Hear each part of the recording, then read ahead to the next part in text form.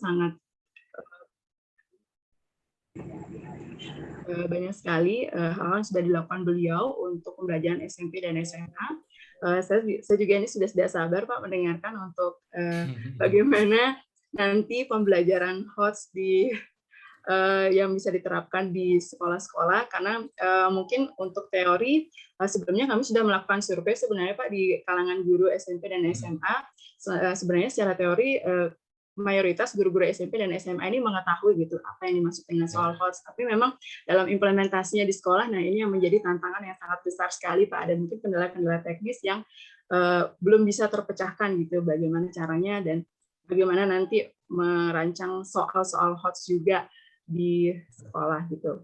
Baik Pak, tanpa berlama-lama lagi saya persilahkan Pak, silahkan untuk memaparkan materinya Pak.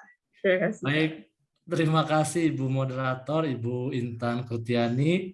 Selamat sore Bapak Ibu semua. Assalamualaikum warahmatullahi wabarakatuh. Ini terima kasih sudah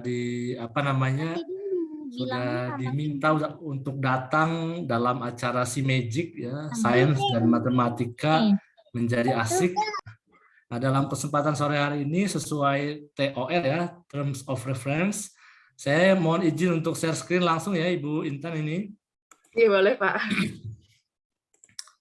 Ini judulnya saya udah buatkan, mungkin PowerPoint-nya sederhana saja, saya nggak terlalu banyak, nggak sebagus Ibu Bapak semua barangkali ini.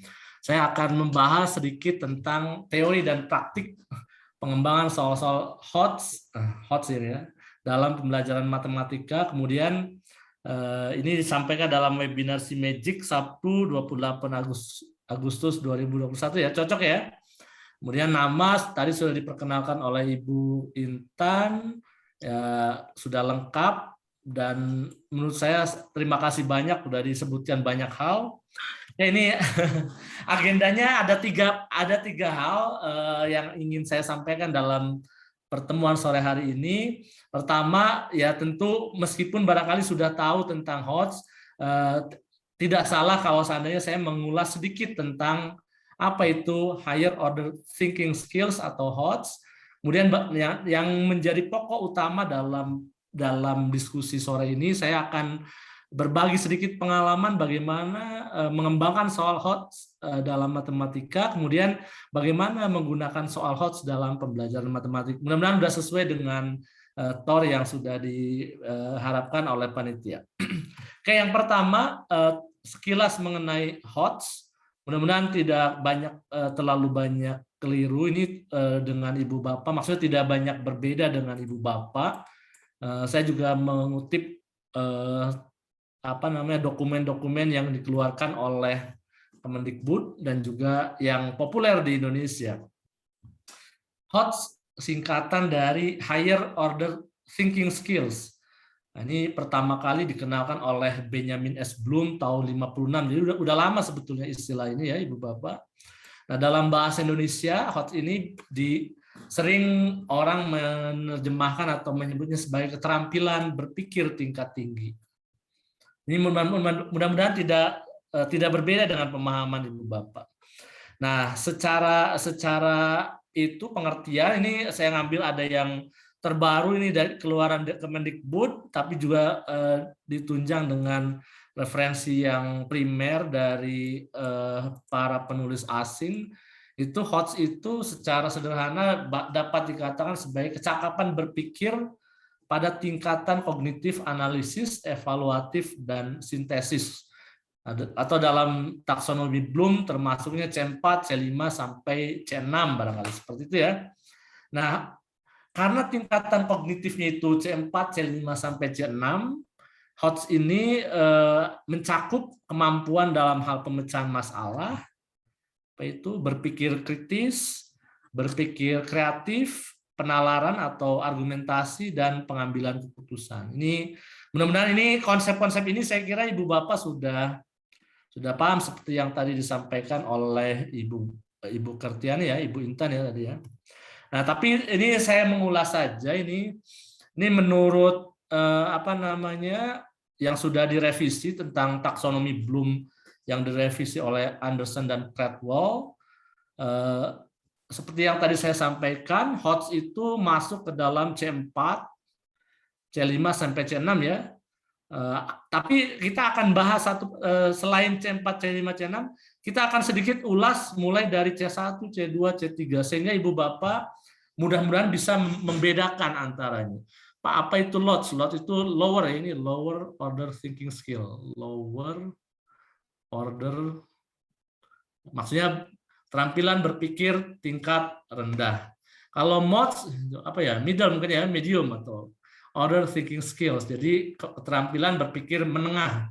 Masuknya C2 dan C3. Sedangkan HOT seperti yang disampaikan tadi mencakup level atau dimensi proses kognitif, menganalisis, mengevaluasi dan mensintesis.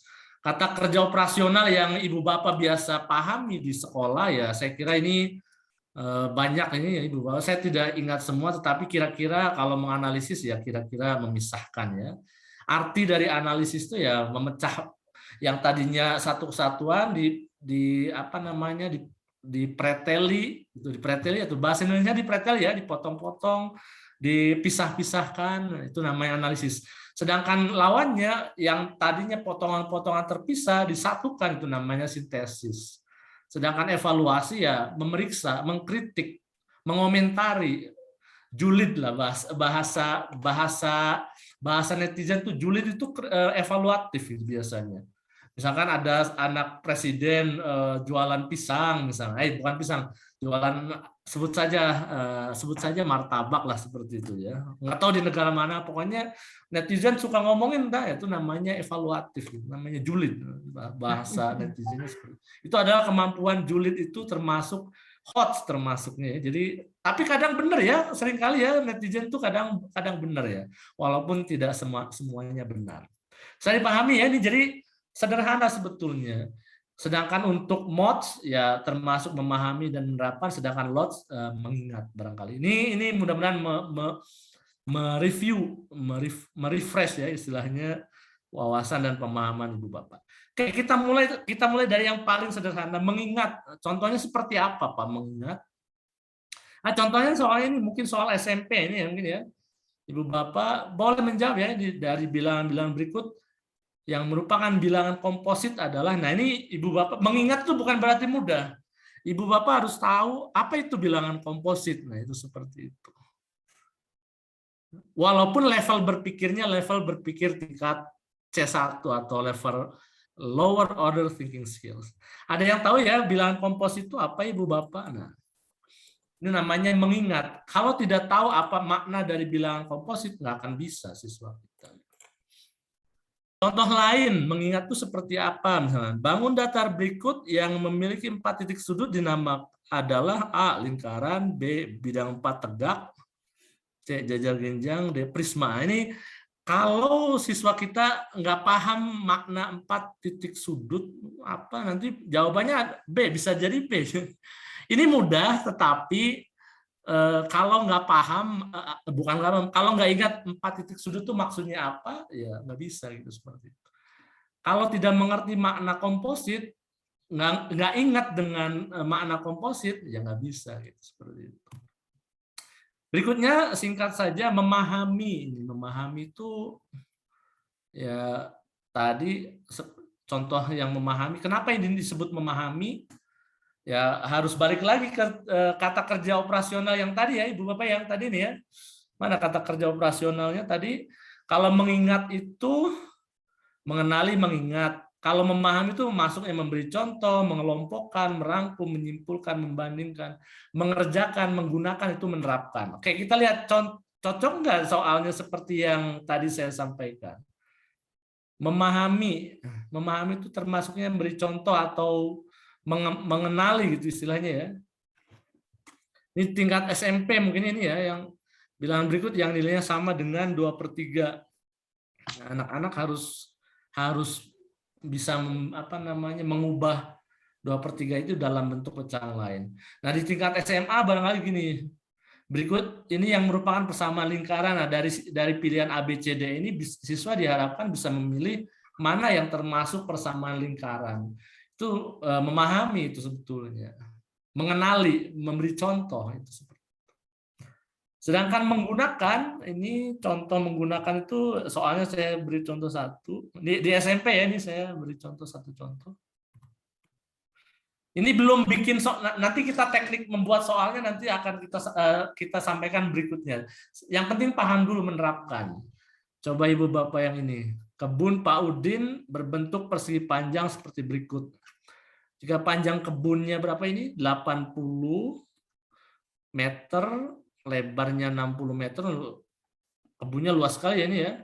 Maka panjang diagonal itu ya yang ini mungkin ya. Nih, Ibu Bapak, menurut Ibu Bapak ini dia menerapkan konsep apa untuk bisa menjawab soal ini, Ibu Bapak? Ini boleh ya langsung ngomong ya Ibu Bapak? Boleh Ibu Bapak, boleh dijawab. Apa Bu? Pitagoras. Pitagoras. Nah, itu kan cocok ya ini menerapkan dalil Pitagoras untuk menjawab soal ya. Cocok ya Ibu Bapak ya? Iya. Seperti itu. Sederhana ya seperti itu. Nah, itu adalah contoh C3 itu termasuknya mods medium atau middle ya, order thinking skills. Sedangkan yang C4 ya ini menganalisis. Coba Ibu Bapak. Ini mungkin soal SMP kelas berapa? Kelas 7 barangkali ya. Berikut adalah resep untuk membuat 100 gram sambal ulek. Betul, ini totalnya 100 ya, 30 tambah 40 tambah 15 tambah 14. 100 totalnya, betul ya Ibu Bapak ya? Iya Pak, 100.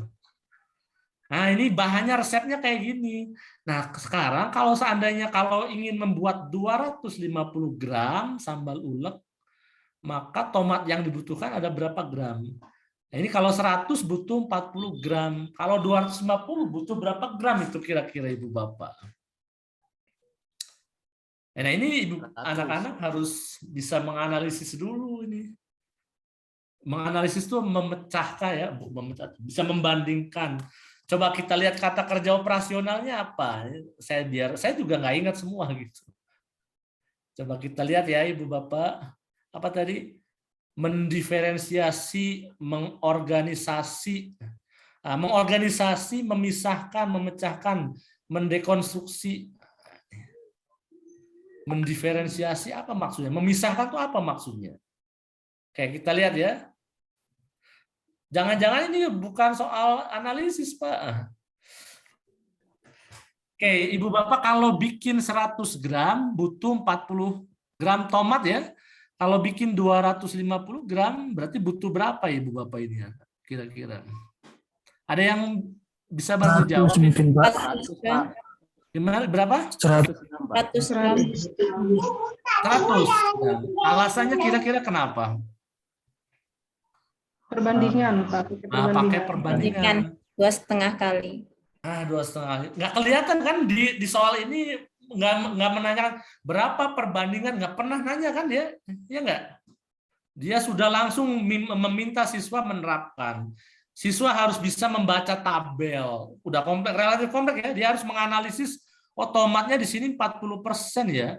Berarti kalau gitu 40% dari 250 gram ya 100 juga ya, bisa kayak gitu ya. Bisa pakai persen, bisa pakai perbandingan gitu. Dia nggak nyuruh tentukan perbandingan, nggak nyuruh, tapi yang ditanya berapa gram tomat. Nah ini beda. Jadi soal ini mudah, tapi sebetulnya mengajak siswa untuk untuk berpikir ya Ibu Bapak. Ini soal-soal AKM yang konon nanti akan dipakai itu kira-kira begini. Ini mohon maaf sedikit cerita.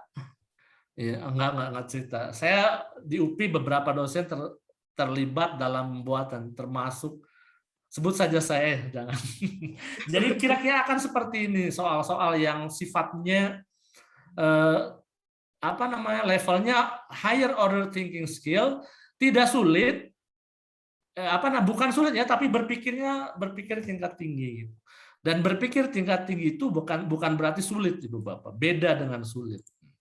Berpikir tingkat tinggi itu berpikir yang relatif kompleks, seperti tadi ya, mensintesis, mengorganisasikan, memisahkan, memecahkan, mendekonstruksi katanya seperti itu. Dia tidak nyuruh tentukan perbandingan enggak, tapi ya soalnya alamiah gitu. Ini menariknya HOTS itu begitu. Nah ini mudah-mudahan bisa Ibu Bapak pahami menganalisis itu seperti apa. Berikutnya adalah mengevaluasi. Mengevaluasi itu memberi komentar, memeriksa. Nah, coba Ibu Bapak, ini populer ya, saya ambil masalah populer ini. Periksa apakah proses manipulasi aljabar berikut benar. Jelaskan coba. X kuadrat sama dengan X kuadrat, ini benar Ibu Bapak ini? Iya, betul Pak. Ya. Kalau kedua ruas dikurangi X kuadrat, benar ini sama Ibu Bapak ini? Halo? Saya? Benar. Dari sini ke sini, cocok nggak Ibu Bapak? Masih benar ini teh? Itu? X kali X, X kuadrat. X kali X, X kuadrat. Benar ya? Bisa diubah dari sini ke sini, masih benar ini Ibu Bapak? Yang ingat nggak yang rumus yang kayak gini, yang apa, dua pengkuadratan yang penting ini ya? Masih benar Pak. Masih benar Pak. Masih benar ya saya kira.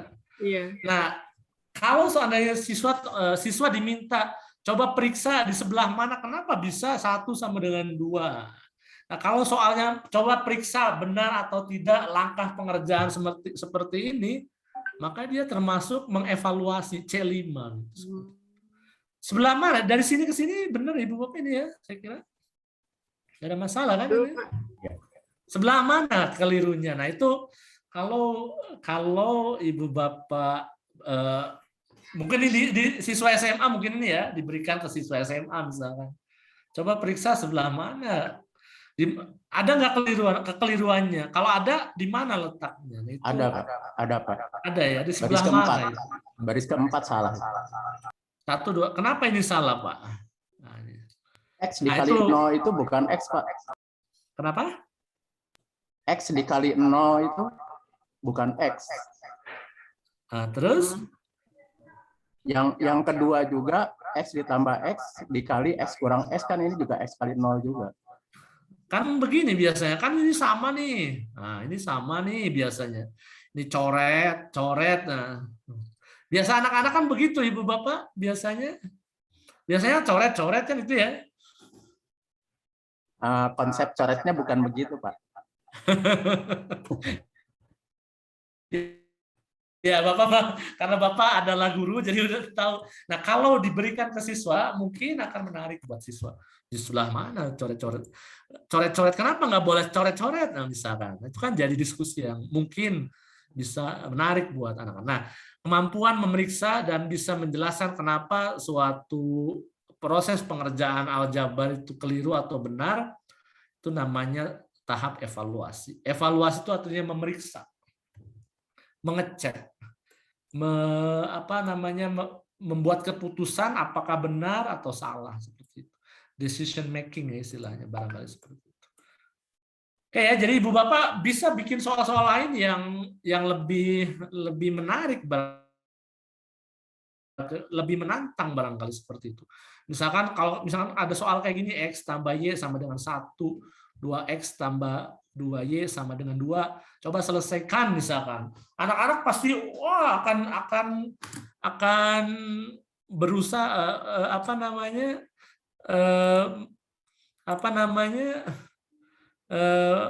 akan berusaha misalkan. Coba ini misalkan ada ditulis pengerjaan ini kali 2, ini kali 1 misalkan.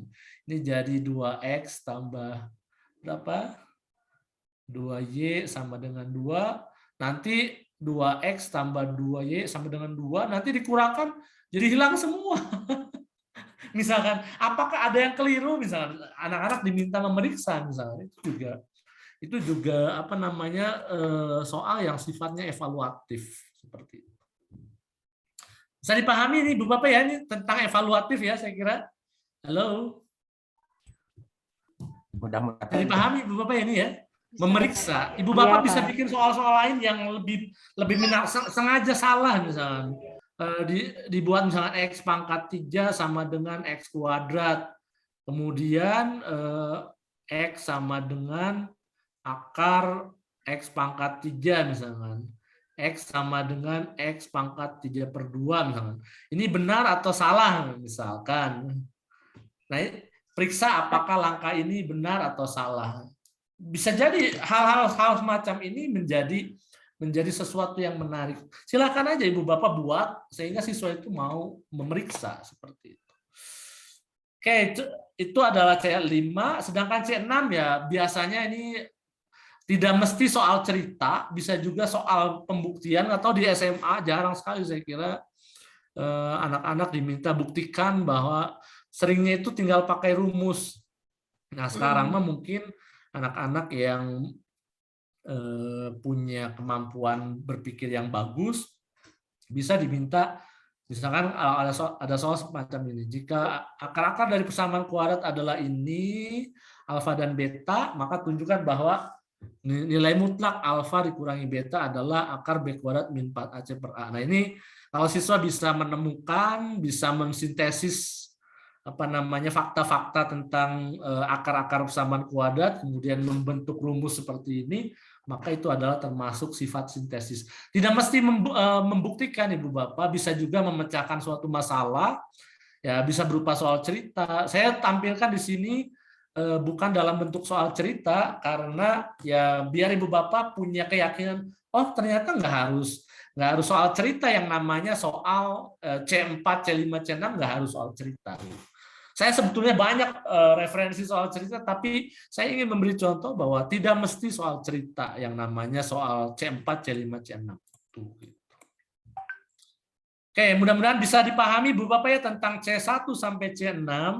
Pertanyaan berikutnya adalah bagaimana kita mengembangkan atau membuat soal-soal HOTS dalam matematika gitu.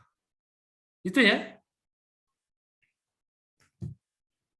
Kira-kira bagaimana? Ini ada dari pengalaman saya beberapa kali diminta bikin soal-soal, entah itu soal ujian sekolah. Kadang-kadang saya dulu ya suka dimintain, saya juga nggak ngerti kenapa saya itu nggak ngajar di sekolah, tapi dimintai oleh pihak-pihak tertentu, tolong buatkan soal ujian masuk sekolah tertentu, soal olimpiade kadang-kadang, soal di Kemendikbud untuk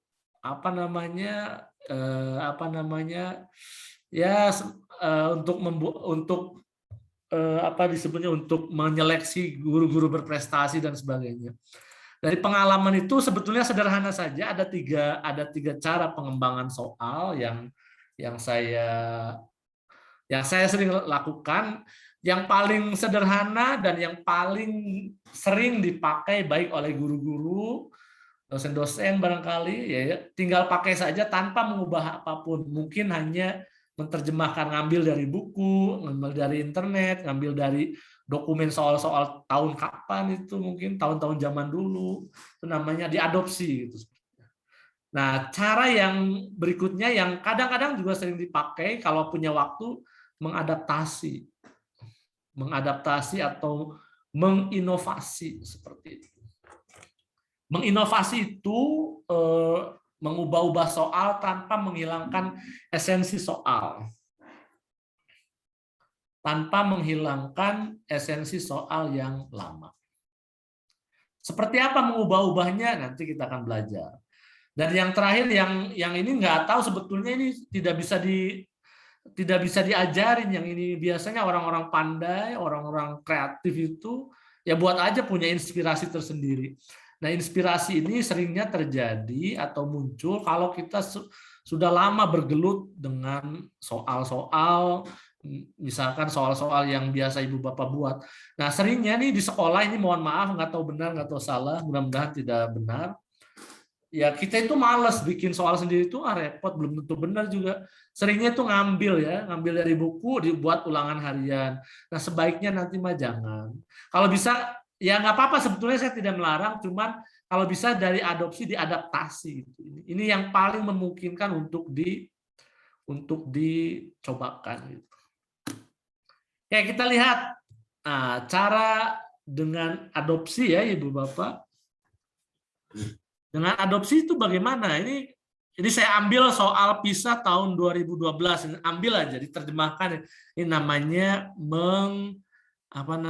mengadopsi, ya tinggal ngambil, tinggal menerjemahkan. Dan ini termasuk soal, biasanya PISA itu dipandang sebagai soal-soal yang mengukur atau ya mengakses apa istilahnya, mengevaluasi kemampuan berpikir tingkat tinggi. Ini soalnya tidak sulit sebetulnya, sangat mudah, tetapi berpikirnya yang sangat tinggi. Kayak kita sama-sama Ibu Bapak baca, gambar di atas merupakan biang lala raksasa di tepi sungai. Di Indonesia nggak ada rasanya ya, ini konteksnya bukan di Indonesia ini. Ini kalau di negara-negara Eropa ada yang biang lala yang sangat besar. Kalau di kita adanya komedi putar ya Ibu Bapak ini ya. Halo? Iya, Pak. Dulu sebelum pandemi ada ya, suka ada komedi putar ya? Iya, Pak, ada. Iya, Pak. Di pasar malam. Seperti itu. Kalau di negara-negara Eropa, di Belanda khususnya itu ada yang betul-betul besar seperti ini, bener ada. Diameter biang lala. Di bahasa Indonesia saya cari itu istilahnya biang lala. Ya. Emang namanya biang lala ya? Apa namanya? Diameternya 140 meter katanya. Dan titik tertinggi diukur dari dasar sungai. Ini ada sungai, ini titik tertinggi. Maksudnya ini digambarkan dalam bentuk ini. Ini dasar sungainya itu ini. Titik tertinggi apa itu? Diukur dari dasar sungai adalah 150 meter. Oh, nih dari yang paling tinggi yang dari sini sampai yang paling bawah ini 150 meter. Biang lala itu berputar sesuai arah panah. Ini putarannya seperti ini ke arah sana. Nah, huruf M menyatakan pusat dari biang lala. Yang ini ya, Ibu Bapak. Berapa meterkah jarak titik M ke dasar sungai? Ini soal PISA ya.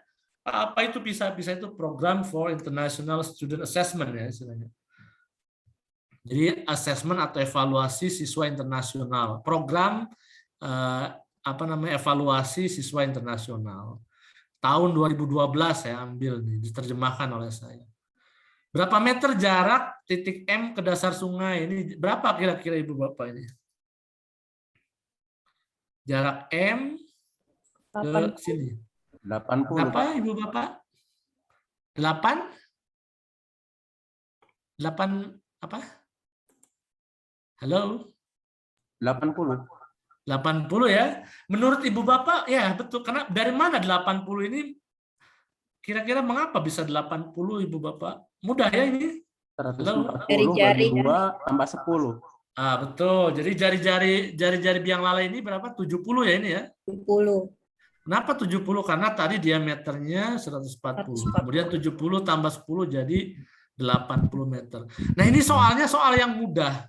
Topiknya tentang lingkaran kan. Kalau di Indonesia itu kan saya sering melihat soal-soal di Indonesia itu soal kontekstualnya itu soal yang dibuat-buat. Kalau ini nggak dibuat-buat, memang konteksnya itu asik sekali ya.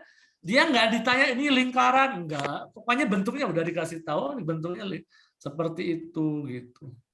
Asik ya Ibu Bapak soalnya, menurut Ibu Bapak menarik nggak soalnya? Halo? Menarik, Pak. Bagus ya, sederhana ya Pak Marzuki ya ini. Dia nggak menyebut diri dia, saya lingkaran, diameter sekian.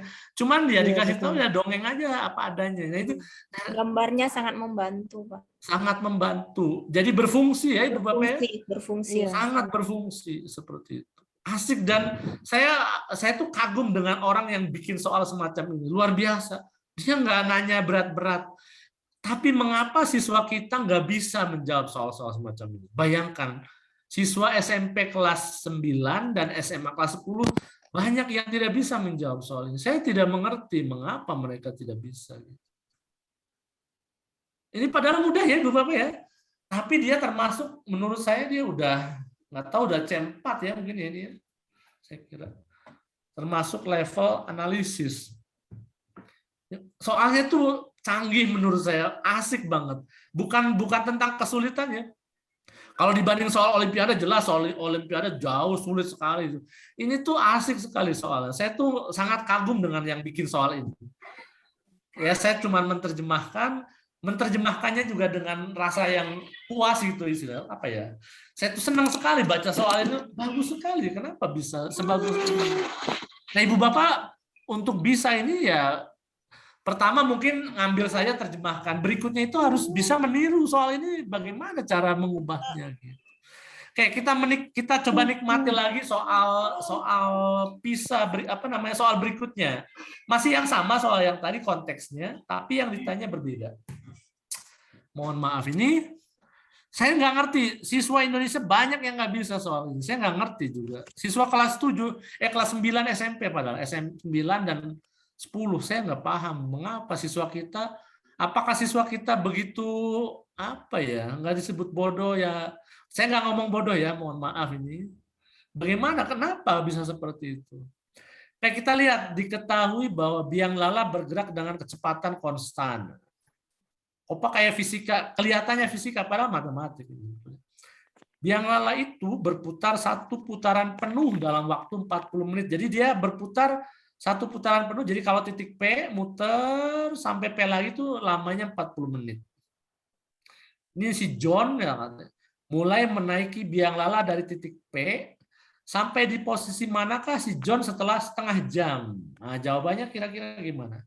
Kalau putaran penuh dia 40 menit, kalau setengah jam di posisi mana si John akan sampai? Kalau dia naik dari sini muter setengah jam akan di Q, mana? Pak. Pak, di S. Di Q? Ya, Ada yang Q, ada yang S.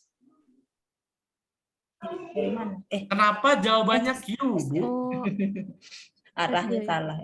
Arahnya salah. S. Kenapa? Nah, kemana? S.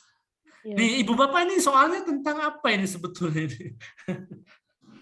Saya tuh kagum ya. Jadi gimana Ibu Bapak jawabannya? Mengapa? Jawabannya Ki. Tadi Ki, Ibu, kenapa? Halo? Salah lihat arah saya, Pak. Oh, salah lihat arah. Jadi yang benar yang mana, Bu? Yang mana? S. S. Yang S. Alasannya kira-kira kenapa, Bu? Alasannya sampai kenapa jawabannya S? Bukan R atau P lagi atau Q lagi atau R gitu. Alasannya kira-kira mengapa, Bu?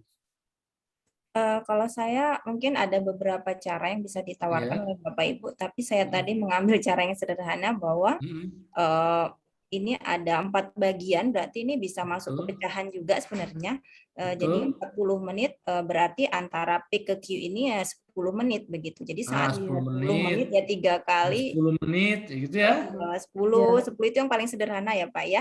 Berarti ke Q 10 menit, ke R 10 menit, ke S 10 menit, jadinya 30 menit sampai di S. Itu mungkin proses berpikir yang paling sederhana dulu. Betul. Nah itu menurut Ibu ngajar di mana, SMP atau SMA? Saya SMP, Pak. Anak-anak Ibu bisa nggak kalau ngerjakan soal ini kira-kira? Oh, mungkin hanya sebagian kecil yang bisa, Pak. Mungkin hanya 2-3 orang. Kenapa? Ini soalnya apakah terlalu sulit? Enggak juga kan ya?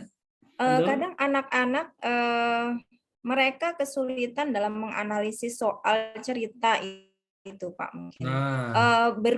Berbeda pada saat kita memberikan udah jelas gitu kan. Mungkin mereka kalau nggak pakai menit-menit ini malah bisa gitu, tapi saat menerjemahkan soal ceritanya itu yang mungkin mereka nah itu mungkin yang menjadi penyebab ya siswa-siswi kita nggak pada bisa. Padahal ini soalnya asik sekali, ini bagus sekali kan ya. Saya mendapatkan insight gitu. Soal kok begitu bagus sekali, sederhana, tidak seperti soal matematika. Ini menarik sekali, dongeng aja sebetulnya. Dan dongengnya itu nggak dibuat-buat gitu istilahnya. Seperti nggak dibuat-buat. Kalau soal-soal di buku kita itu sepertinya dibuat-buat ya, soalnya ya artifisial. Betul. Ini soalnya itu asik sekali gitu. Kok ya nyata gitu, soalnya itu realistik banget gitu.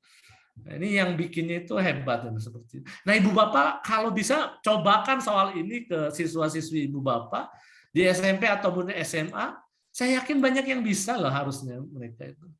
Itu ya Pak Uncok dan Ibu Bu Intan ya. Iya Pak. Ini mungkin Ibu Bapak di yang hadir di sini bisa mencobakan. Oh ini soal PISA tuh kayak gini. Iya banyak sekali sebetulnya soal PISA itu Ibu Bapak tinggal download, terjemahkan dalam bahasa Indonesia, kemudian cobakan ke siswa-siswinya. Jadikan sebagai mungkin alat evaluasi dalam pembelajaran matematika Ibu Bapak. Itu ya Ibu Bapak ya. Asik ini sebetulnya. Halo? Izin bertanya? Bertanya, boleh Ibu? Ya, Ibu moderator. Boleh, boleh. Bagaimana Pak Al? Boleh, mangga silakan Boleh aja. bertanya di tengah-tengah? Ya, Ya. boleh. Kembali ke saya juga tertarik terhadap soal yang pertama yang sederhana tadi ya Pak Jukri ya. Ya, yang ini. Ya, ini kan sebenarnya mudah sekali menentukan 8 ini.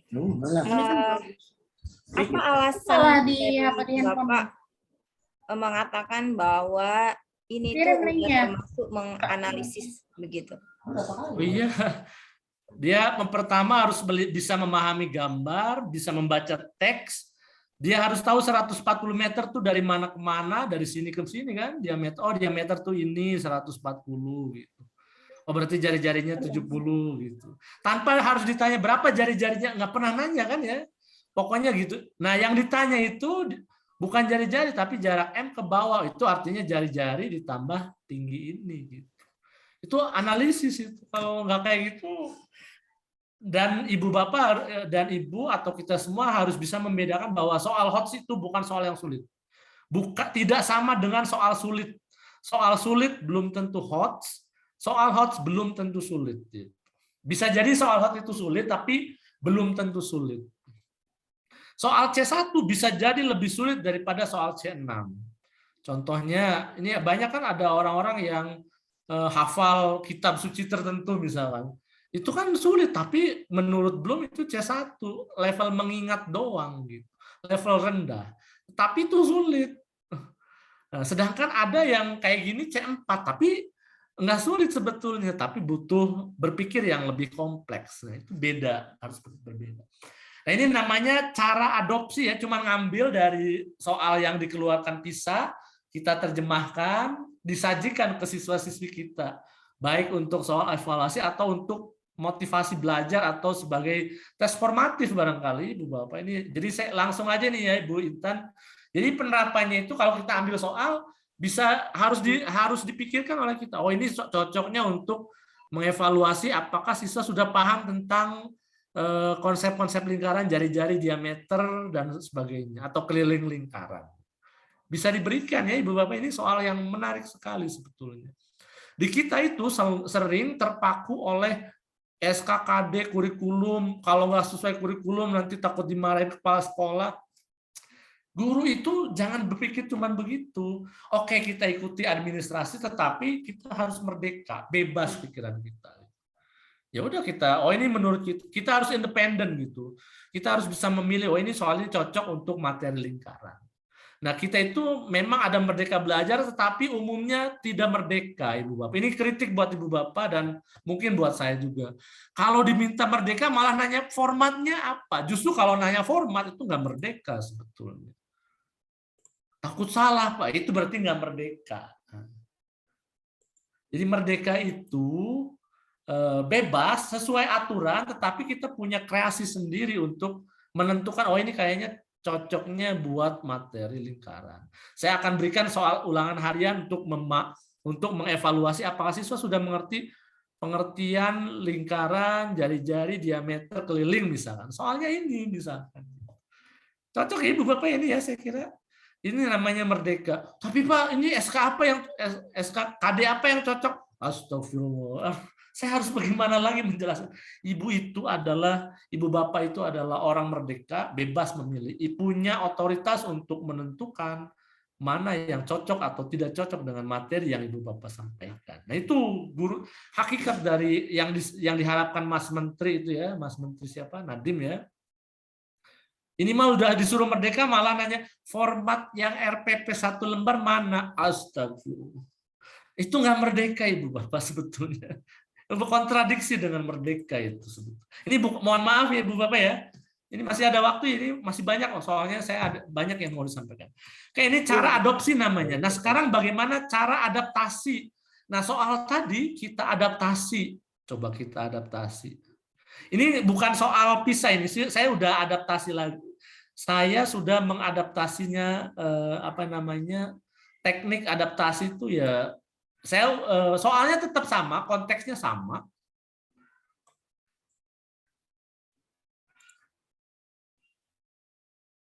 Nah, kayak gini. Saya ubah pertanyaannya gini. diketahui bahwa kecepatan biang lala itu konstan, tadi sudah ada. Setelah 10 menit naik, John sampai di titik Q ya, tadi cocok ya sesuai dengan cerita tadi ya.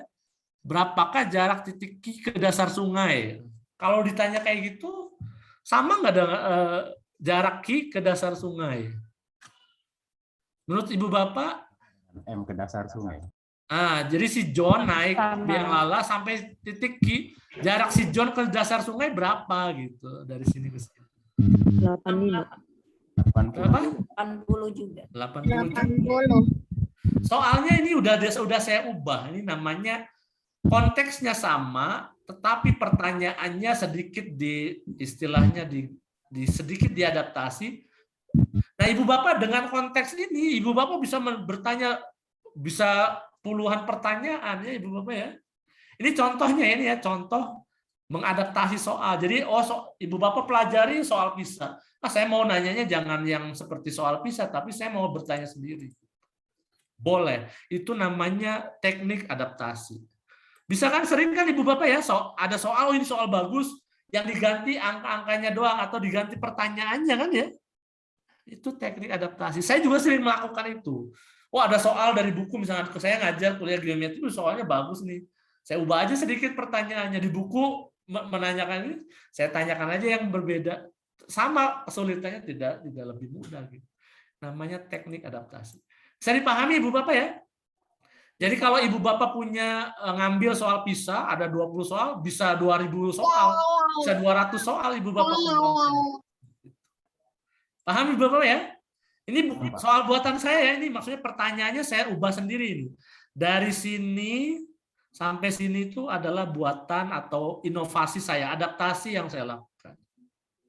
Contoh lain yang saya lakukan itu begini. Pertanyaannya kayak gini, dilanjutkan oleh saya. Ini hasil adaptasi juga ya. Diketahui bahwa biang lala bergerak dengan kecepatan konstan. Ini masih sama. John mulai menaiki biang lala dari titik P, ini masih sama. Setelah setengah jam, si John sampai titik S. Nah ini sebenarnya. Nah ini. Ceritanya ini. Setelah setengah jam, dia ada di titik S. Berapakah waktu yang dibutuhkan John agar sampai kembali ke titik P? Saya balik pertanyaannya. Kalau tadi soal yang aslinya itu diberitahu bahwa satu putaran penuh itu 40 menit. Kalau saya 40 menitnya dibuang, diganti dengan kalau dia sampai titik S, dia butuh setengah jam. Untuk sampai ke titik P lagi, berapa menit? Nah, itu kan dibalik pertanyaannya. Yang tadi diketahui, sekarang ditanyakan. Gitu. Bisa dipahami, Bu Bapak, ini? Bisa, Pak. Nah, ini namanya teknik. Jadi, kalau teknik mengubah yang diketahui menjadi yang ditanyakan, yang tadinya ditanyakan diubah menjadi yang diketahui. Itu namanya reverse problem istilahnya. Ada literatur yang mengatakan reverse problem. Soal yang dibalik gitu seperti itu. Kualitasnya tetap sama bagusnya dengan soal aslinya ya, tapi dibalik. Saya dipahami Bapak ini? Halo? Bisa, Pak, bisa. Saya? Pak, seru. Lanjut ya Ibu Bapak ya. Jadi teknik mengubah soal itu Ibu Bapak lakukan saja, bikin soal yang baru betul-betul baru itu memang sulit, tapi kita bisa ngambil dari PISA itu kan banyak soalnya, ambil, pelajari sampai paham, baru kita ubah-ubah soalnya. Itu namanya adaptasi seperti itu. Dan kalau bisa mengadaptasinya harus memiliki kualitas yang sama dengan aslinya. Nah ini menurut saya sama dengan aslinya. Walaupun ini soalnya saya ubah sendiri gitu ya. Bagian dari sini itu adalah saya ubah. Nah, ini buatan saya. Gitu. Konteksnya boleh dari mana saya, tapi saya ubah soalnya. Ini yang sering saya lakukan kalau misalnya diminta soal Pak Jupri tolong buatkan soal Olimpiade. Nah, aduh saya bilang bikin itu sulit. Udah aja soal-soal ini soalnya kayak gini saya pelajari sampai bisa. Kemudian baru kalau ingin bisa mengubah itu kita harus bisa dulu ngerjakannya, baru kita bisa mengubah-ubah seperti itu. Soal aslinya harus kita kerjakan dan harus bisa dulu, baru kita bisa mengubah-ubah. Kalau kita belum mengerjakan, jangan berharap Ibu Bapak bisa menghasilkan soal adaptasi yang sama kualitasnya. Oke, berikutnya contoh hasil adaptasi saya juga ini soalnya apa namanya untuk tingkat SMA ini. Lihat, tadinya kan soalnya biasa. Bila dasar sungai tepat di bawah pusat biang lala M menyatakan titik 0,0, yang ini saya ubah ini sebagai 0,0 dalam sistem koordinat Kartesius, maka tentukan persamaan lingkaran biang lala tersebut. Nah, ini soal anak SMA ya. Tadinya soal SMP, saya tarik ke anak SMA. Kalau ini titik 0,0, maka persamaan lingkarannya berapa, Ibu Bapak? Ada yang tahu persamaan lingkarannya? SMA ini materi SMA ya, Bu Bapak ya. Ini soal buatan saya itu ini. Saya menggunakan konteks ini, saya buat soalnya sendiri. Itu namanya adaptasi. Berapa persamaan lingkarannya, Ibu Bapak? Kalau ini 0,0, M-nya itu koordinatnya berapa ini berarti? 0,80. Nah, jadi persamaannya apa, Ibu Bapak? Halo? Persamaan lingkarannya jadi apa, Ibu Bapak? Halo? X pangkat 2. X pangkat 2 tambah tambah Y dikurangi 80. Y dikurangi berapa? 80 kuadrat kan? Terus? Sama dengan 42. Berapa? 70 pangkat 2. Nah, 70 kuadrat. Nah, ini menentukan persamaan. Ini materi SMA ya, ini Bapak ya, materi SMA. Yang tadinya materi SMP, kita adaptasi ke materi SMA, konteksnya tetap sama, tetapi boleh. Pak, ini artifisial, ya nggak apa-apa sih, namanya juga kan teknik mengadaptasi. Gitu. Jadi Ibu Bapak harus punya wawasan yang luas tentang matematika untuk bisa mengubah soal-soal yang biasa menjadi soal, oh ini bisa konteks SMA. Bisa juga diubah dalam konteks persamaan garis singgung. Coba tentukan persamaan garis singgung ini. Yang bisa jadi ya Ibu Bapak. Nah, ini. Persamaan garis singgung ini. Kalau ini 0,0, ini persamaan garis singgungnya apa? Itu juga banyak menjadi pertanyaan yang menarik buat siswa SMA. Gitu, seperti itu. Nah, jadi ini namanya teknik adaptasi. Ini adalah contoh kalau kita mengambil soal dari PISA. PISA itu, Ibu Bapak paham ya, tahu ya, Program for International Student Assessment. Sering dengar ya istilah PISA ya, Ibu Bapak ya? Saya kira seperti itu. Nah Pak, kalau soal PISA kami tidak bisa menerjemahkannya. Ini sering ada, saya mendengar suara jeritan, Pak saya nggak bisa menerjemahkannya. Pak bagaimana kalau soal dari soal sekolah saja? Oke, langsung terjawab. Emang Bapak hebat bisa mendengar suara kami? Bisa, kalau Ibu Bapak bersuara saya bisa mendengar ya. Paham Ibu Bapak? Ini bercanda padahal sebetulnya. Tapi tidak ada yang tertawa. Oke lanjut ya Ibu Bapak ya. Masih mau contoh lagi ya. Mudah-mudahan waktunya masih cukup nih Pak Ibu Intan ya. Saya beri satu contoh lagi bagaimana mengadaptasi soal. Kalau masih ada ini ya. Saya nggak akan jelaskan ini mungkin Ibu Bapak. Ini saya buatan saya sendiri juga. Ini udah teknik, udah adaptasi untuk siswa SMA. Oke, ini ada soal. Ini contoh yang saya ambil dari buku pelajaran sekolah atau buku tes-tes saya ambil dari buku pelajaran sekolah ya. Ini buku dari soal sekolah banget kan Ibu ya. Ini soal mula-mula di buku itu gini, jika X tambah Y sama dengan 20, X kali Y 25, maka nilai dari X kuadrat tambah Y kuadrat sama dengan sekian. Nah, teknik adaptasi, nah seperti yang sebetulnya yang tadi saya sampaikan ini ada. Yang pertama bisa mengganti pertanyaan tanpa mengganti hal-hal yang diketahui. Jadi pertanyaan yang diketahuinya sama, tapi pertanyaannya berbeda. Ini namanya adaptasi. Lihat Ibu Bapak, ini sama ya, X tambah Y sama dengan 20, ini juga sama. Dan X kali Y 20. Tapi yang ditanya adalah akar X tambah akar Y berapa. Boleh ya ini Ibu Bapak ini ya? Halo? Ini kan dianggap soal bagus nih dari buku nih, biasa gini. Saya punya soal gimana mengadaptasinya. Ya udah Ibu Bapak kerjakan dulu ini, sekarang saya mau nanyanya diganti gitu. Ini menjadi lebih sulit atau lebih mudah menurut Ibu Bapak ini? Lebih sulit sedikit. Lebih sulit sedikit ya barangkali, atau mungkin sama mungkin kualitasnya. Itu Kalau anak teknik pertama ya, mengganti pertanyaan kayak tadi yang saya lakukan itu mengganti pertanyaan tanpa mengganti hal-hal yang diketahui. Yang kedua, teknik adaptasi itu bisa mengganti bilangan-bilangan yang diketahui tanpa mengganti pertanyaannya. Oh, ini diganti aja Y-nya, X tambah Y-nya jangan 20, 10 aja. X kali Y-nya 15. Boleh ya itu Ibu Bapak ya. Ini yang umum dilakukan oleh Ibu Bapak guru di sekolah, saya kira begini. Berikutnya, bisa juga mengganti hal yang diketahui dan yang ditanyakan tanpa mengubah esensi soal. Ini semuanya diganti, tetapi esensinya tetap sama. X tambah Y-nya tetap 10, ganti 10, X kali Y-nya 15, tapi yang ditanyakan X pangkat 3 tambah Y pangkat 3. Bisa dipahami Ibu Bapak ini? Bisa Pak, menarik. Lebih sulit ya ini ya, atau lebih mudah Bang? Nggak tahu saya. Coba aja dikerjakan. Yang keempat, bisa juga mengubah hal yang diketahui menjadi hal yang ditanyakan dan sebaliknya. Nah, seperti yang teknik yang soal tentang lingkaran tentang biang lala tadi ya, saya ganti sekarang yang diketahuinya ini udah diketahui. Sekarang yang ditanya adalah XY-nya. Kalau tadi XY-nya diketahui, sekarang XY-nya yang ditanya. Dibalik gitu. Jadi kalau Ibu Bapak ngerjakan, mungkin ketemu X kuadrat tambah Y kuadrat sama dengan 350. Gitu.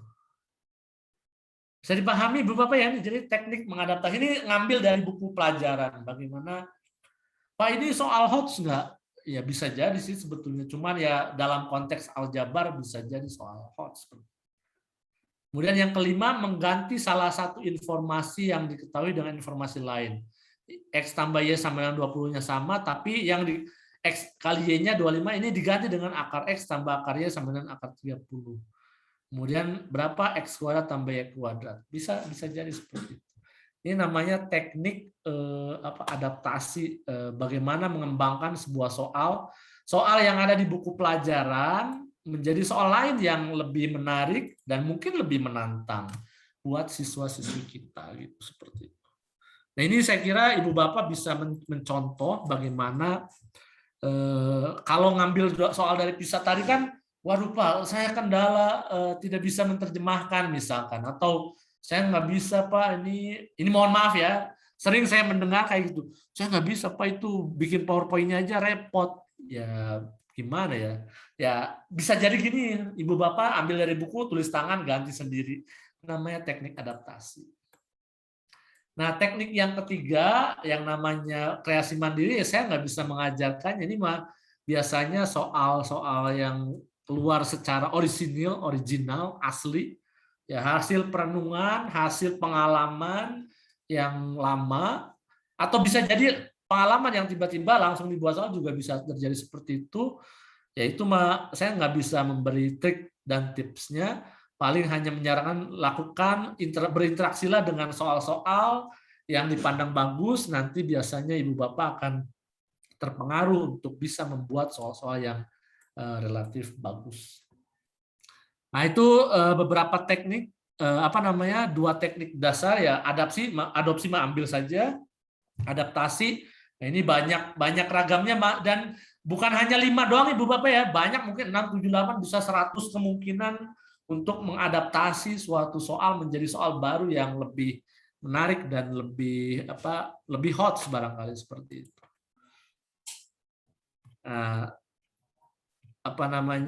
berikutnya kita coba diskusikan bagaimana atau kapan soal-soal hot yang tadi, misalkan Pak tadi kita kan sudah bikin soal hot, misalkan boleh ngambil kata Bapak, boleh mengadaptasi seperti contoh-contoh tadi, bagaimana menerapkannya. Nah, seperti yang saya ulas sekilas tadi, Ibu Bapak bisa memakainya untuk ulangan harian sekolah. Kayak tadi soal tentang biang lala ya, yang berbentuk lingkaran ya mungkin dipakai untuk mengevaluasi capaian pembelajaran siswa atau peserta didik pada topik lingkaran. Itu kalau di SMP barangkali. Di SMA mungkin mengevaluasi capaian peserta didik untuk konteks persamaan lingkaran.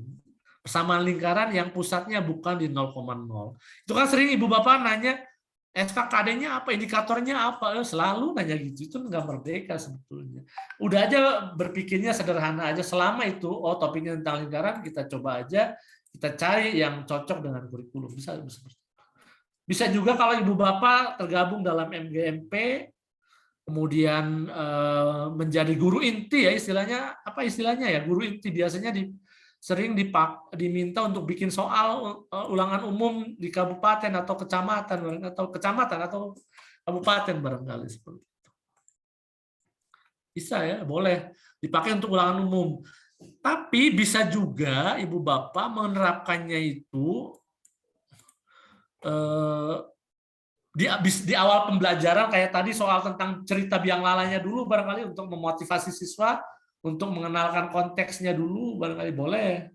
Bisa juga untuk penerapan suatu konsep, kayak tadi itu yang tadi dipakai untuk ulangan harian itu mungkin penerapan konsep, atau untuk penyelidikan atau investigasi. Penyelidikan maksudnya apa? Ya untuk tugas, ya mungkin PR, mungkin tugas kelompok atau sebagainya.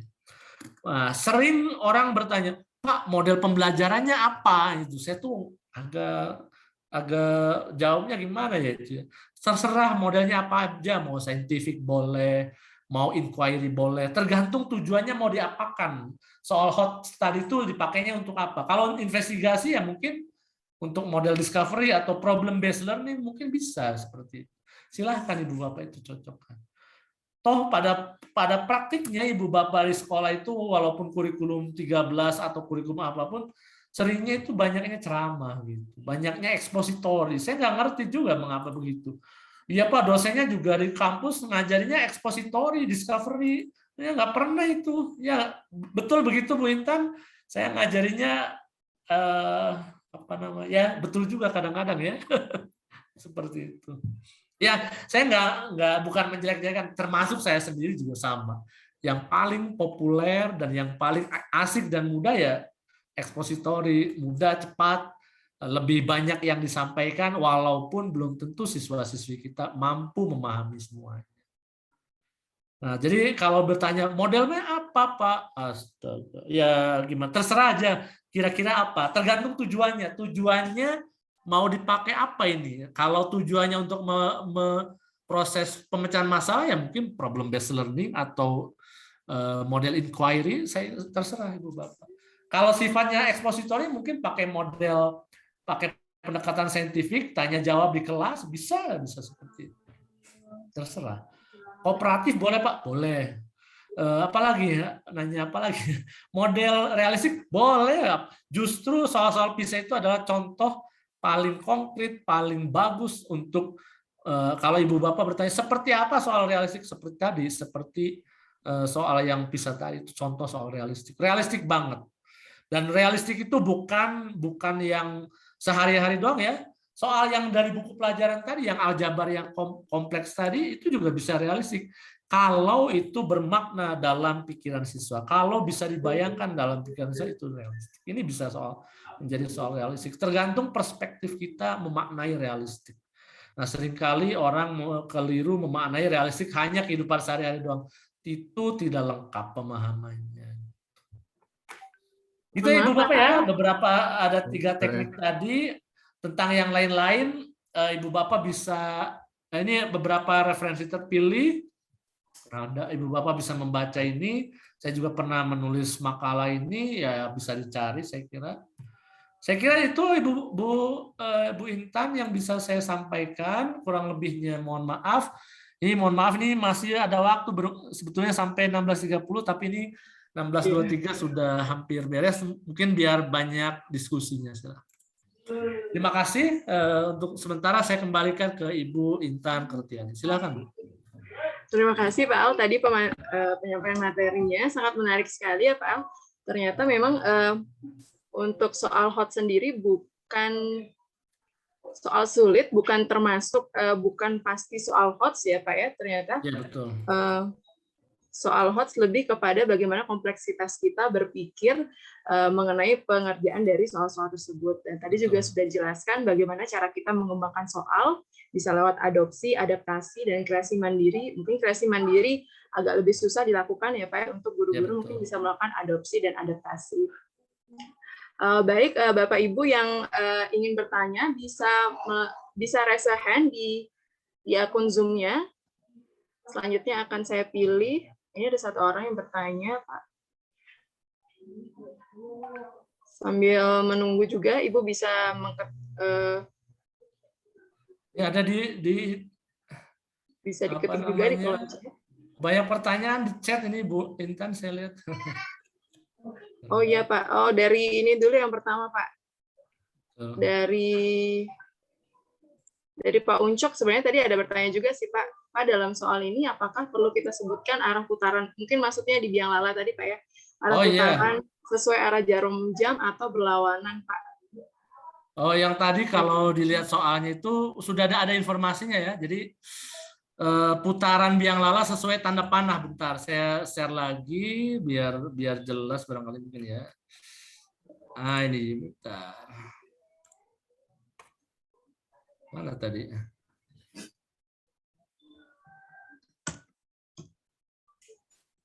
Nah ini.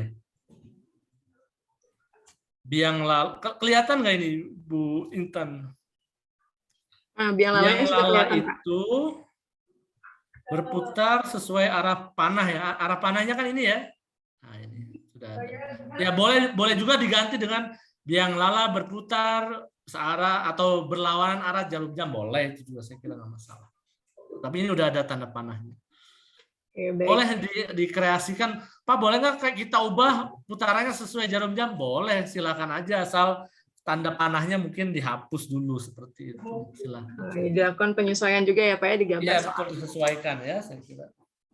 Oke, ya Pak, ini sudah ada satu penanya Pak dari Pak Puji Marjuki Ahmadi. Silakan Pak. Pak Puji jika ingin bertanya. Baik. Assalamualaikum warahmatullahi wabarakatuh. Saya Puji Marjuki.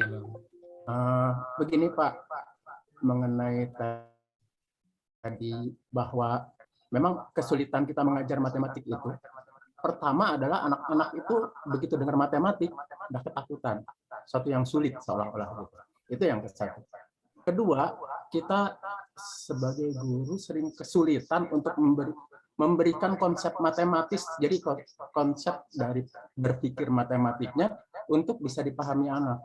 Seperti begini, sederhananya 1 kali 3 dengan 3 kali 1, bagaimana penjabarannya gitu, atau bagaimana pengertiannya. Karena kalau misalnya kita lihat 3 kali 1 dalam misalnya membaca resep, itu kalau pengertiannya 3 kali 1 obat gitu ya, itu udah benar. Tapi kalau misalnya pemahamannya 3 obat 1 kali minum, itu kan jadi bahaya Pak gitu. Jadi konsep berpikir ini menjadi kunci dasar sehingga anak bisa tidak ketakutan untuk memulai memberikan jawaban suatu pertanyaan. Mungkin itu yang kami alami di lapangan, keseringan begitu Pak. Itu saja mungkin. Jadi baiknya bagaimana kami sebagai guru bisa memberikan satu itu bagaimana konsep berpikir matematik itu menjadi mudah buat mereka. Kedua, sehingga dengan ada pemahaman konsepnya, saya rasa untuk membuat soal-soal yang HOTS ini mungkin menjadi tidak terlalu sulit untuk dipahami anak tentunya. Kalau kita mungkin bisa-bisa saja gitu ya untuk menjawab. Tapi anak kadang-kadang karena konsepnya tidak sampai gitu, anak tidak bisa menjawab gitu. Itu Pak. Terima kasih. Baik, terima kasih Pak Marjuki. Langsung dijawab Ibu Intan ini. Ya.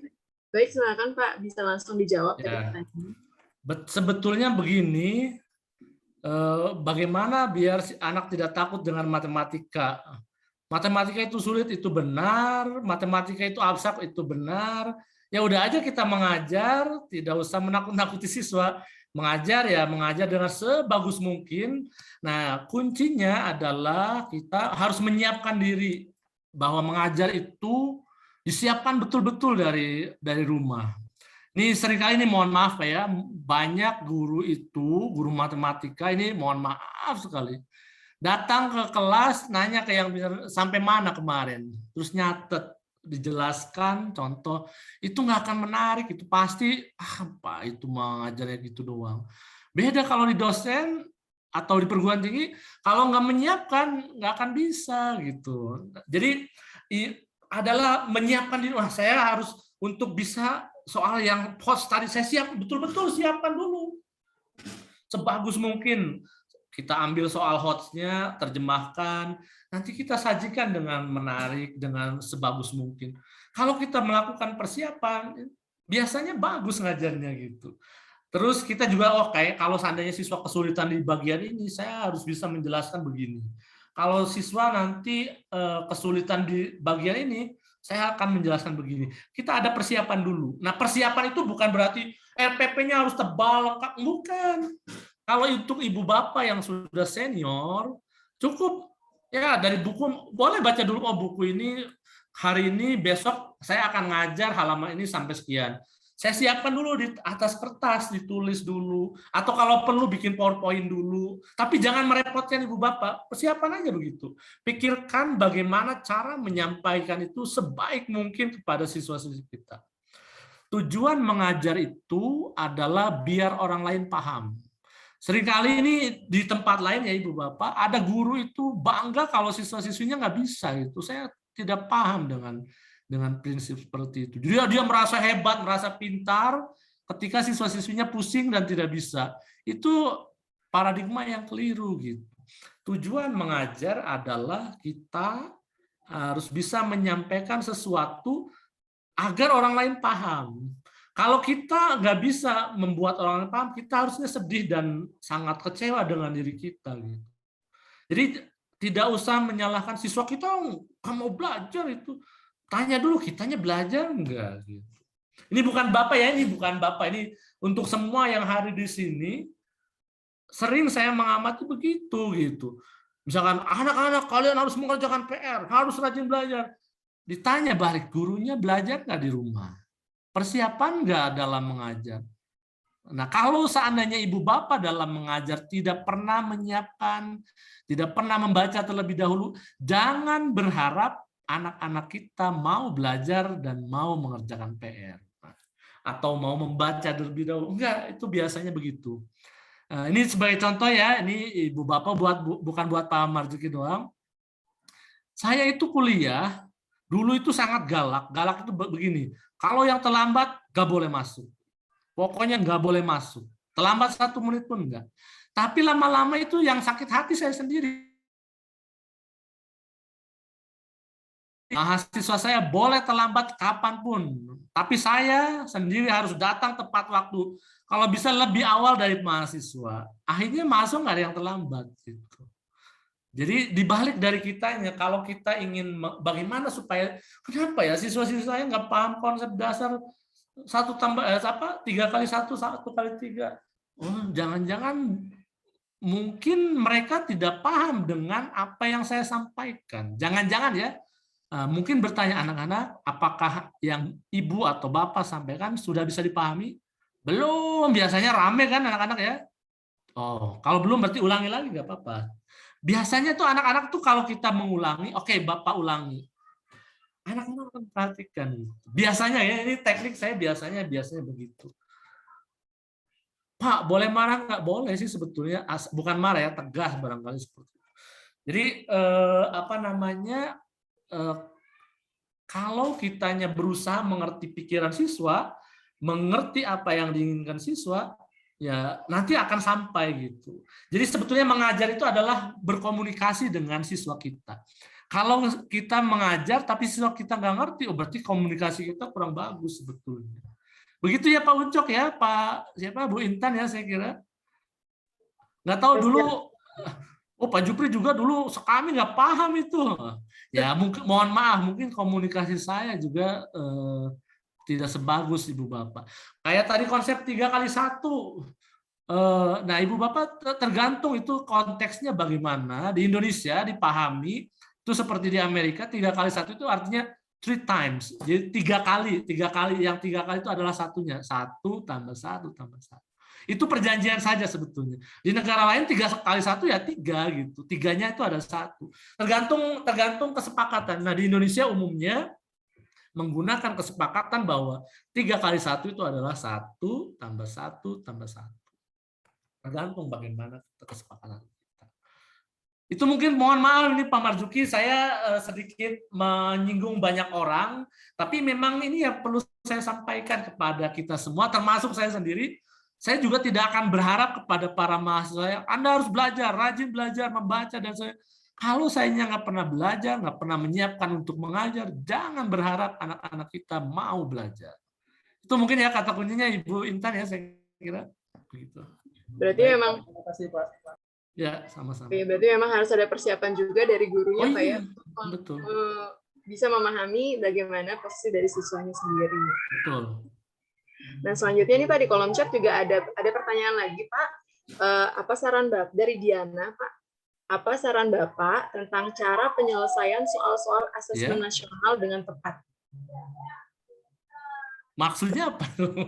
Tentang cara penyelesaian. Mungkin ada Mbak Diana di sini ya, bisa langsung bertanya ke Pak Al. Saya mohon maaf belum paham dengan pertanyaan Ibu. Apa saran saya? Gimana Bu Diana? Gimana maksudnya? Gimana Bu? Boleh disampaikan langsung Bu. Iya, terima kasih. Assalamualaikum warahmatullahi wabarakatuh. Waalaikumsalam warahmatullahi wabarakatuh. Iya, kebetulan kemarin saya tuh baca-baca Pak tentang soal asesmen nasional yang terkait dengan numerisasi gitu kan ya. Ternyata barusan Bapak menyampaikan tentang masalah yang terkait matematika dengan soal-soal HOT, agak-agak nyambung juga gitu. Tapi ternyata pas saya simak-simak, oh ternyata banyak juga konsep dasar yang ada di sana.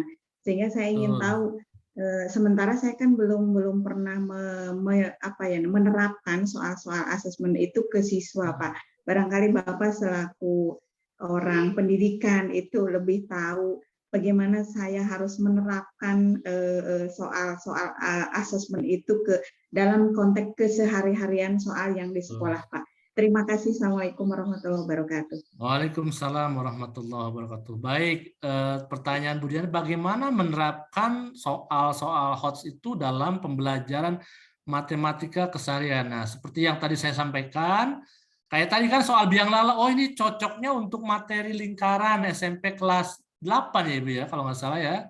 Oh, berarti setelah saya menjelaskan tentang pengertian lingkaran, kemudian jari-jari, diameter, keliling. Coba saya akan gunakan soal tadi untuk soal ulangan harian. Coba anak-anak kerjakan. Bisa begitu Bu ya?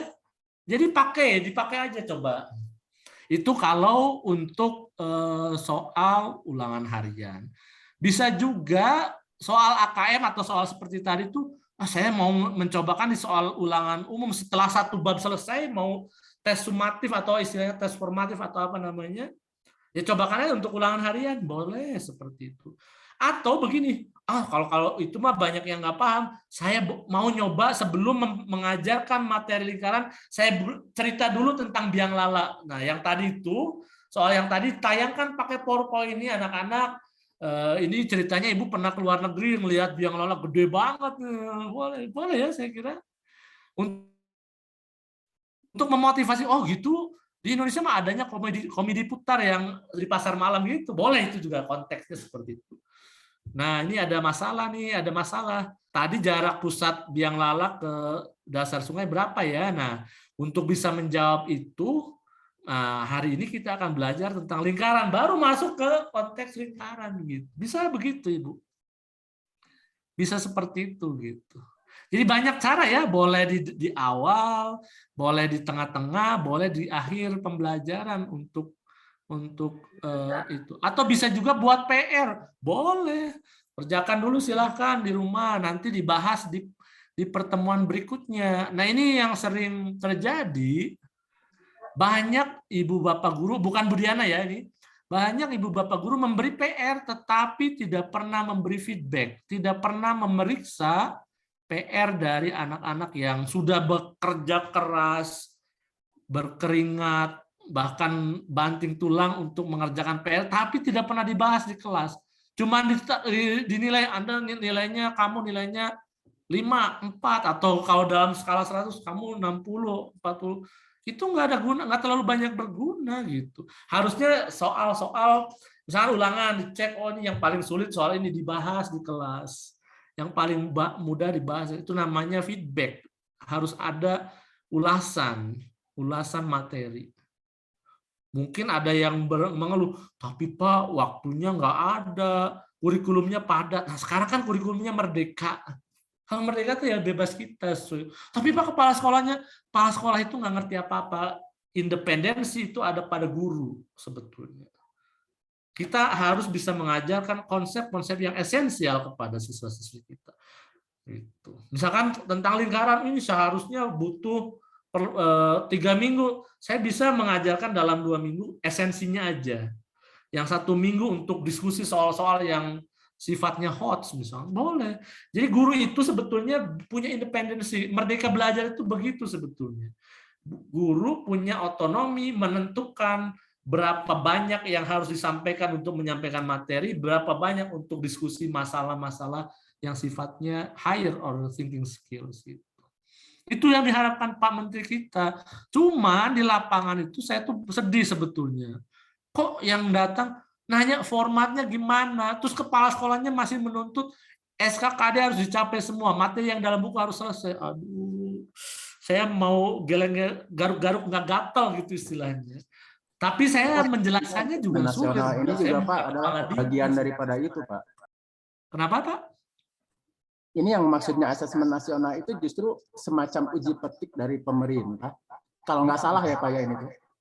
Jadi kita tuh diminta untuk membuat soal yang nanti siswanya apakah memenuhi nggak materi secara keseluruhan yang diajarkan di satu tingkatan itu, bahwa materinya sesuai atau sama secara nasional gitu. Jadi ada ini semacam pengujian. Gurunya ini diminta untuk membuat soal yang kalau nggak salah gitu ya, nanti untuk dipakai oleh siswa-siswa nanti yang juga ditentukan juga gitu. Nah, apakah itu merata atau tidak model soalnya itu dengan yaitu tujuan daripada kurikulum yang dikonsepkan oleh pemerintah. Itu maksudnya Pak Mufti. Jadi pertanyaan Budian ini maksudnya bagaimana kita mensikapi untuk, karena ini Budian termasuk salah satu yang harus membuat soal-soalnya sepertinya, bagaimana mensikapi untuk membuat soal seperti itu gitu. Itu mungkin Pak. Ya, mensikapinya ya biasa-biasa saja Pak. Kalau disuruh buat ya coba buat, oh indikatornya apa, syaratnya oh kayak gini. Saya sudah pernah ikut seminar dengan Pak Ajubi, oh kayak gini doang, ya ubah-ubah aja kayak gitu. Nggak usah heboh-heboh aja, nggak usah, wah saya kayaknya nggak sesuai nasional. Jangan berpikir seperti itu. Lakukan semampu kita. Kalau misalkan oh ternyata pemerintah, oh ternyata guru-guru di sekolah ternyata kesulitan. Nah, baru biar pemerintah yang mikir gimana caranya. Jangan kita meninggi-ninggikan kita, padahal di sekolah kita nggak pernah menggunakan soal itu. Jangan begitu. Apa adanya aja, biasa saja gitu. Kalau memang biasanya begitu, ya coba dibuatkan seperti itu. Kalau pemerintah bikin, coba buat soal kayak gini, ya kita buat, kita cobakan, nggak apa-apa gitu. Itu namanya merdeka dalam berpikir. Gitu. Tapi Pak kalau nggak sesuai gimana? Nggak apa-apa, nggak akan dihukum, nggak masalah gitu. Justru biar tahu pemerintah, oh kalau seandainya ternyata belum sesuai, biar mikir tuh pemerintah, oh ternyata kalau targetnya ketinggian, nggak bisa juga. Nah biar mikir mereka, oh gimana caranya supaya bagus gitu. Itu jadi kalau saya misalkan, Pak Aljupri tolong buatkan soal, ya udah sesuai yang saya paham. Misalkan, ini saya soalnya kayaknya saya nggak bisa ini, saya nggak ngerti. Dia bilang aja nggak paham. Ini maksudnya apa gitu. Kalau kita bertanya dan mengatakan kita belum paham, bukan berarti kita bodoh, bukan. Justru kalau kita pintar itu bertanya untuk hal yang tidak jelas, bagus. Orang yang pintar adalah orang yang mau bertanya dan mau terus belajar. Nah, itu seperti itu. Biasa saja, kita itu independen, merdeka gitu. Gitu ya Pak Ucok ya, Pak Ibu Intan ya. Nah, misalnya pemerintah, ini harusnya sampai segini Pak. Kami biasanya begini, sampai segitu kami belum bisa gitu. Nggak apa-apa, nggak akan masalah, nggak ada masalah apa-apa gitu. Tapi Pak nggak akan dipakai lagi. Salah ya berarti pemerintah yang salah menunjuk kita kan gitu. Biasa saja gitu. Gunakan apa yang biasa kita lakukan, apa yang kita pahami, itu yang namanya merdeka. Gitu. Ya kayak orang lain, Pak Jupri tolong buatkan soal kayak gini. Oke, kalau saya paham, oke. Tapi kalau ada yang nggak paham, ini maksudnya apa? Gitu. Ditanya balik, ini maksudnya apa? Pokoknya buatkan sebisa-bisa. Ya udah, buatkan sebisa kita. Gitu. Jadi kalau kita belum mengerti, jangan pura-pura mengerti. Harus katakan, saya belum mengerti. Gitu. Itu independensi itu begitu. Merdeka dalam belajar, merdeka berpikir itu begitu gitu. Jadi, tapi Pak, tuntutan kepala dinas, berarti kepala dinasnya yang nggak paham gitu. Tuntutan pemerintahnya yang nggak paham situasi. Gitu. Ini mohon maaf, ini kalau saya begitu gitu, independen ya biasa saja. Kalau kita bisanya begitu, tapi kita harus berusaha, ya kita berusaha mencapai itu. Tapi kalau ada yang belum paham, jangan pura-pura paham. Ini maksudnya apa gitu? Kita tanyakan lagi, nggak apa-apa itu. Nggak apa-apa gitu. Ini bukan apa-apa. Biasanya saya begitu. Kalau nggak paham, mohon maaf saya belum paham tentang itu gitu. Bukan berarti kalau nggak paham bodoh, enggak. Justru dia biar yang bikinnya itu mikir, oh dia nggak paham kenapa ya gitu. Nah itu seperti itu. Itu mungkin ya Pak, mohon maaf ini selain Pak Marzuki juga yang lain-lain juga harus merdeka. Itu pesan dari Menteri itu sebetulnya saya pahami itu sangat bagus, tetapi implementasinya itu sering ya gimana ya saya nggak ngerti juga. Tapi Pak kan sistemnya begini iya saya paham, karena khawatir takut disalahkan. Jadi kayak gini nih soal UN dulu kan pernah soal ujian nasional itu kan nggak ada batasnya. Nah khawatir takutnya dianggap sekolahnya tidak bermutu, dinaik-naikkan, dikatrol-katrol, ya kan itu namanya membohongi diri sendiri sebetulnya. Gitu. Saya tuh nggak paham dengan situasi itu. Tapi Pak nanti kepala dinasnya marah, ya gimana? Susah kalau kayak itu. Sulit ya, Pak Uncok ya, Bu Intan ya, saya kira.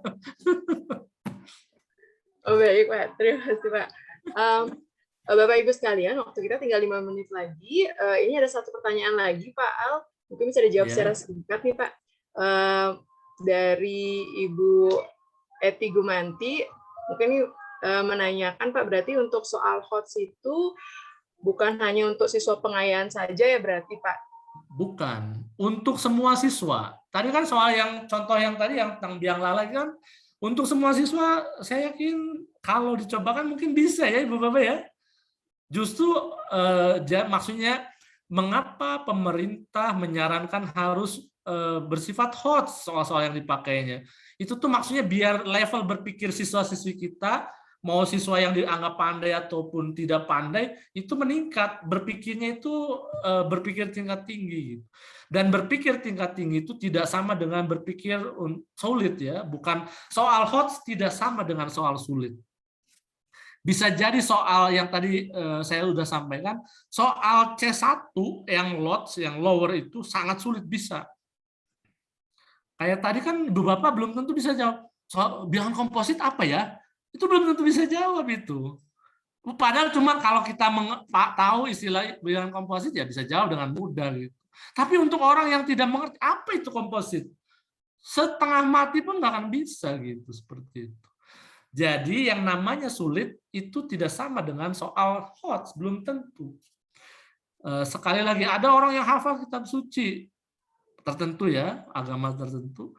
Oh dikagumi, secara taksonomi belum itu C1 level rendah. Tetapi itu sulit gitu. Sulit itu bukan berarti HOTS, beda, sangat berbeda gitu. Jadi Ibu Eti, soal HOTS itu untuk semua siswa, mau siswa level dipandang level rendah atau menengah atau tinggi, diberi kesempatan yang sama untuk mencoba mengerjakannya gitu. Itu kalau menurut saya. Itu Bu Intan, saya kira. Ya, terima kasih Pak. Berarti memang untuk soal HOTS ini bukan hanya untuk pengayaan saja dan semua siswa bisa, seharusnya bisa gitu ya, diberikan soal HOTS ini Pak ya. Betul. Baik, Pak. Kenapa? Terima kasih Pak.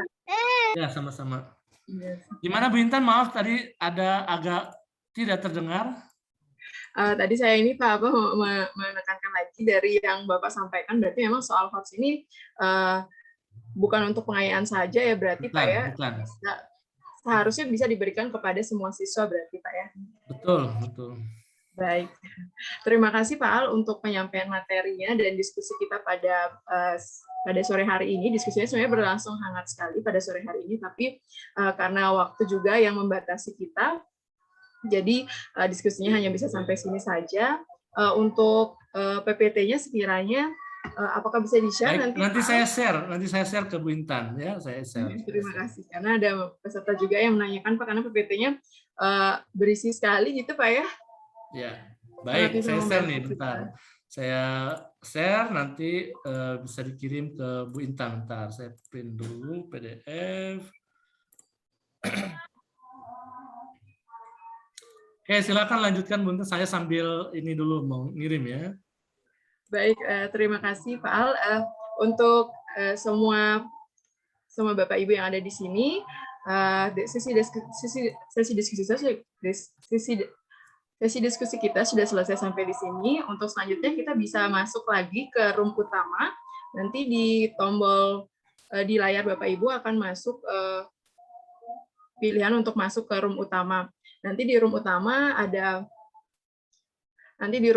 kita akan ada beberapa informasi yang disampaikan